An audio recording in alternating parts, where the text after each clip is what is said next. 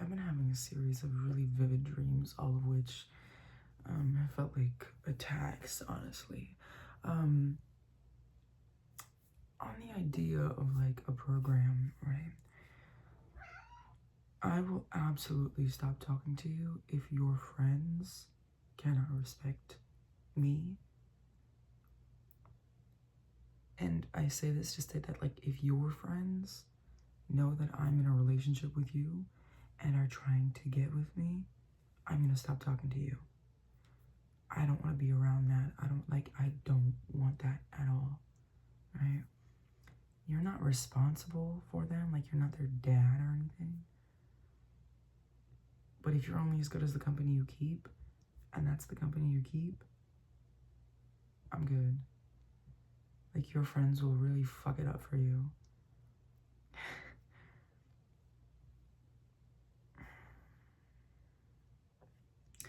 I've had too many just keep getting imagery and vivid, like very vivid imagery. Attacks while I'm sleeping.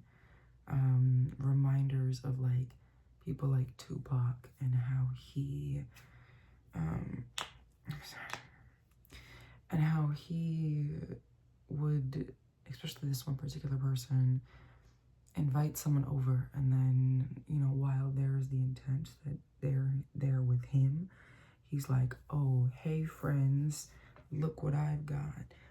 And then these women get violated for trusting a man. And within that, right, if your friends can convince you, if your friends have intent and you're not in, like, I'm not saying in control, but of the situation, if I can't be left alone with your friends without them trying to get me or rape me, I don't want to be around you at all. At all. No. Mm-mm. Mm-mm. I don't want to feel like when I get into a relationship, I'm looking for a marriage, right? If I can't trust the people that you're around, a marriage is a union. Is an understanding that like marriage was in the root of it, a union between two things, two kingdoms, two empires. And if your empire wants to violate me, I don't want to be around you, because I don't just date to date, I date to marry. Immediately now, my husband would never surround himself with people that want to violate me, that want to violate him, that want to violate our relationship. Never. And if my husband finds out that this is happening, if my partner, then immediately, like with such haste, he would cut that off or lose me. There's no if, ands, oh, but no. Mm-mm. Mm-mm. Mm-mm. No. Because I'm the type of person, I'm the type of woman, I want to be able to trust you, that if you say, oh, hey, I'm, like, I like a provider, right? If I'm like, oh my God, like I'm stuck in da-da-da-da, I can't get home. And you're like, okay, well, I can't be there, but I know I have a trusted source. I have someone trusted that can keep you safe and get you delivered to where you need to be, like a fucking package, but still. And I trust them to not do anything, to not violate you, and to be respectful of your time and your space while doing so. That makes me feel that I like that. I like that. You don't have to, I like that. I like being able to trust my husband's friends to not violate me, to not spread, like negative narratives or this and this and that, to try to, I really like trusting my partner's people, family, friends, coworkers. If I can't, that's a no for me.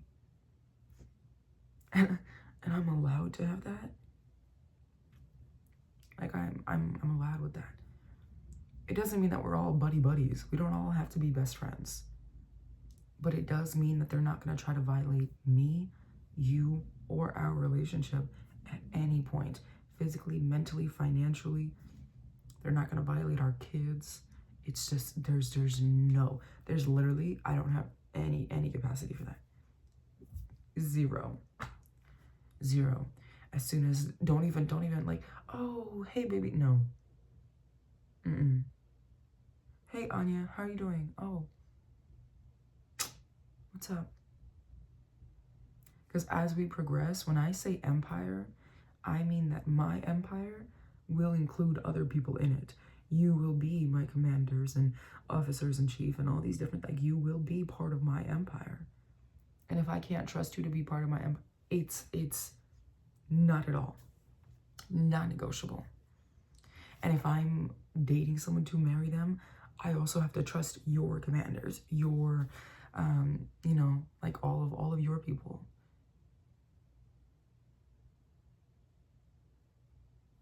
And if I don't, like, I'm willing to have those conversations of like, hey, I really don't like your friend, that are okay. Let's really talk about this, because it's not about, well, why don't you do? You're just jealous. No. Sometimes, like, a man will know what a man is doing. So if you're like, hey, you have guy friends that are trying to violate what you've got going on, I actually respect that. But that's got to be mutual. Hi, Papa. It's got to be mutual. If I say, hey, this woman is trying to get with you, that's a threat to our relationship, then you got to be able to say, okay, I'll look into it and handle it properly. You know what I'm saying? Like, it's not even like immediate cutoff, but it is also like, it is also having conversation of like, this is what I don't want in my life, and this is what you're giving me. So could you understand that? Are you willing to adjust? Are you willing to grow with us? Because for me, my cutoff game is lethal. And I say lethal because it's final. Like, lethal as in, like, there's no coming back from that, right? And I don't know, like, for me, I'd rather cut everybody I'm not in alignment with off 100 times, like 100 times over, than to choose a place where I don't want to be, where I'm complacent, where I'm not safe, where I don't feel valued, where I'm not respected. And it's like, duh. But this is one of those ways. Like, to me, this is one of those ways. If I can't trust your people, I can't trust you. That's it. There's no wiggle room. No wiggle room for me. Yeah. Like, because at the end of the day, like, it is a trust that you are vetting the people that are in your life, because you know what your life is worth. So you're not just giving your energy off to just anybody, right? And if there's anybody that doesn't respect you or your relationship or your growth, even if it's something like, I see your friend talking shit about the work that you're doing, immediately no. Immediately no. There's no wiggle room. There's no, you have now become a threat to my kingdom, to my empire. Immediately no. If I can't have a conversation with you, immediately no. If I have a conversation with you and you double down, immediately no. I'm always willing to have at least one conversation, me being intuitive, because with one conversation, I can tell, like, I can read the energy of whatever it is that you're doing. Sometimes it's just, you know, like, oh, I want to be able to do this too. So sometimes, like, one conversation will, you know, inspire the awareness that there's, like, shame around, like, not being on the same level. And it's like, if you're in my empire, you're living in my castle, you're, you know, being able to eat my food and this and this and that. So it's like, I'm gonna make sure that if you feel slighted within my empire, right, like, I could be part of your empire, and your empire, you are the king and queen. In my empire, I don't think I'm better than you, but in my world, it's my world. So, like, I don't mind being a part of your world, should you choose to put me in a position to do that. But when you're in my world, and you're, you know, if you're able to have that conversation of like, hey, I'd really like to be on your level. I don't think that I'm as financially independent as I really want to be. And watching you be financially independent triggers something within me. Oh, wow, that's maturity. That's honesty. That's longevity. Let's set this up. Let's make something happen for you. Let's find out where your authenticity lies within wealth so that we can get you aligned with wealth. Absolutely. Because I respect that so much more. So much more than just somebody that's like, right, this, Daddy Warbucks over here. Immediately no. If I can't have a conversation, if you deny the conversation, immediately no. You can leave. Yeah.